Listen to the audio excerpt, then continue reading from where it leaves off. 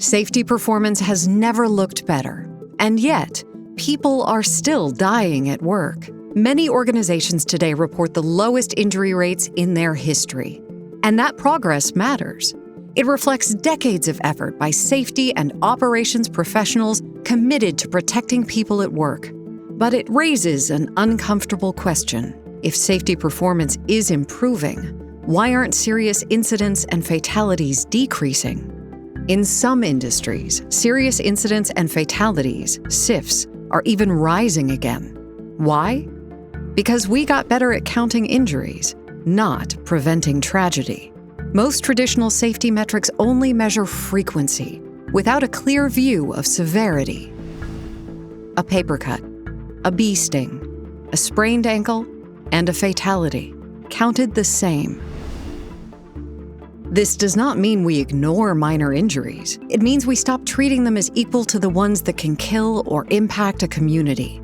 Frequency is not severity, and we've been measuring, managing, and focusing the majority of our efforts on the lower impact injuries. We've gotten very good at counting and classifying injuries, but not nearly as good at identifying, prioritizing, and controlling serious incident and fatality risk. What we know now is this: the things that hurt are not the same as the things that kill. Both matter, but reducing minor injuries and preventing serious ones require fundamentally different strategies.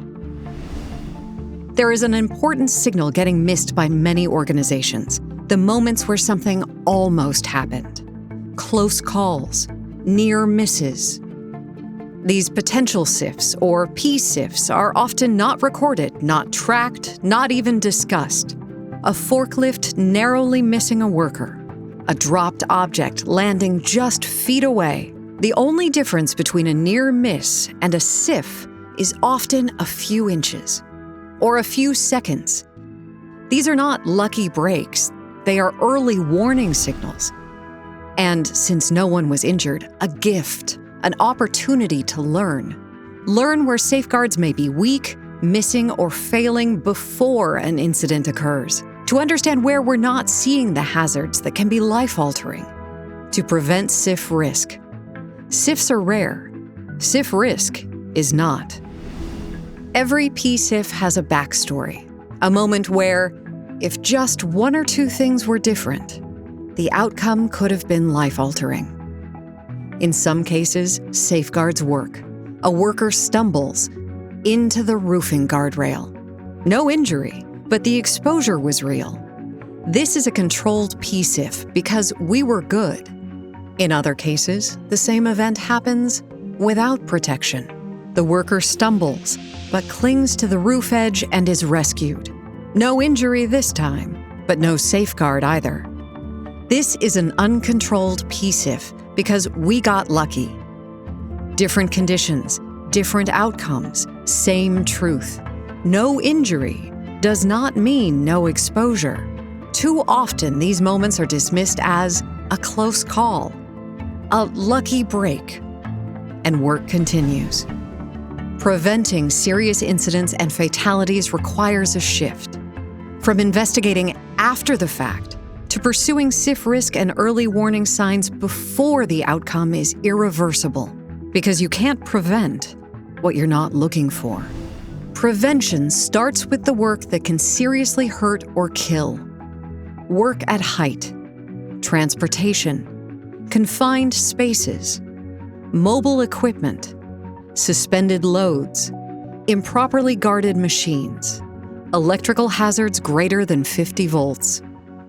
Moving forward, we must focus disproportionate attention on the activities that carry disproportionate consequences.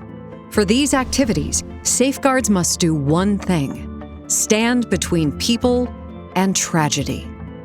For every high-hazard activity, condition, and event, critical safeguards must be present, effective, verified, and supported by layers of protection. When one safeguard fails, another must still be there. Failure is not hypothetical. We must prepare for it. We need to understand where we are one failure or one mistake away from catastrophe. and then build resilient barriers that stand between people and a tragic outcome. The goal is not perfection. The goal is protection. And none of this can be done from a conference room. Identifying SIF risk and preventing SIFs requires engagement across the entire organization. The people closest to the work see the risk first and understand it best. The question is, are we listening? Silence does not mean safe. Silence is a signal to lean in, to ask, to listen, to learn, to engage. When people feel safe to speak up, to pause work, to challenge conditions, organizations gain the insight needed to prevent serious events. SIF prevention is not a safety problem. It's a leadership responsibility. Leaders decide what gets attention by what gets measured, what gets discussed, and what gets funded. So ask yourself, would you rather manage 100 minor injuries or prevent one fatality?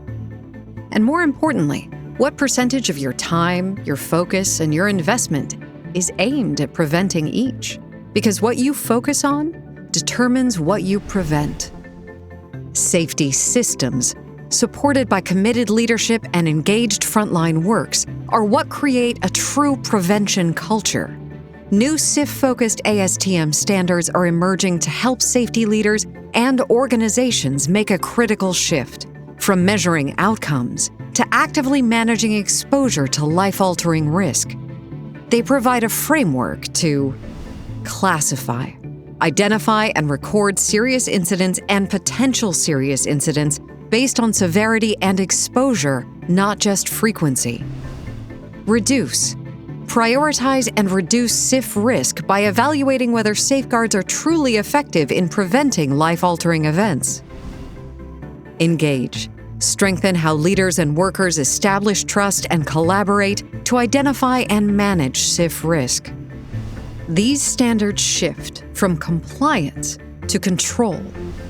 By understanding risk, strengthening safeguards, and engaging people at every level in identification, prioritization, and prevention. Protecting people from the most serious risks is more than a safety priority. It is a shared organizational responsibility. But standards don't create safety. People do. Through better conversations, through stronger safeguards, through courageous leadership. Think differently. Where are we exposed? Act urgently.